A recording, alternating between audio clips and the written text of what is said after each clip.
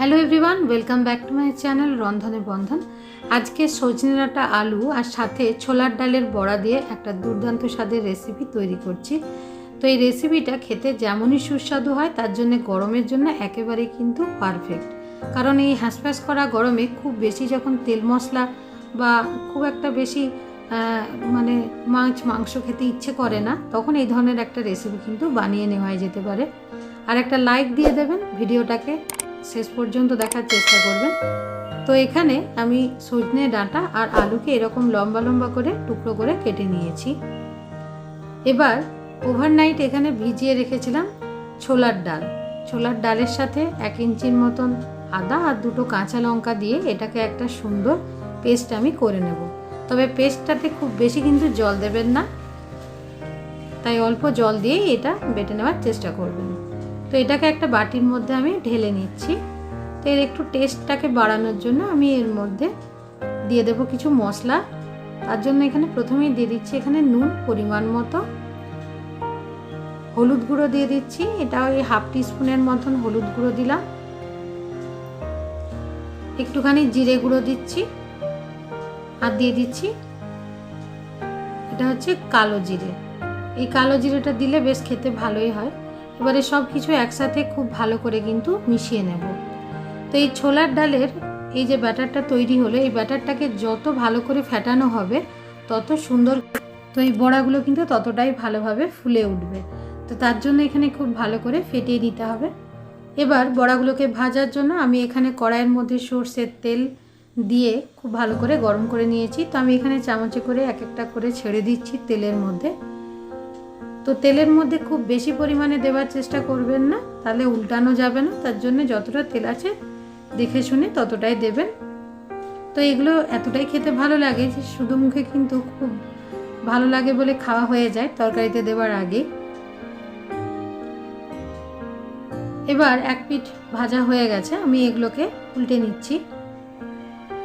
এগুলো একটু লাল লাল করে ভেজে নেব। তো এইভাবে আমার ভাজাগুলো তৈরি হয়ে গেল।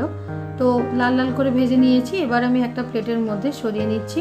তো এইভাবে আরও এক ব্যাচ ভেজে নেব। তো এবার রান্নাটাতে চলে আসি গ্রেভির প্রিপারেশনের জন্য।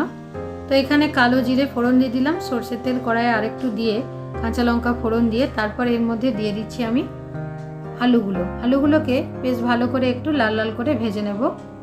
তারপর এর মধ্যে দিয়ে দিচ্ছি সজনে ডাঁটা।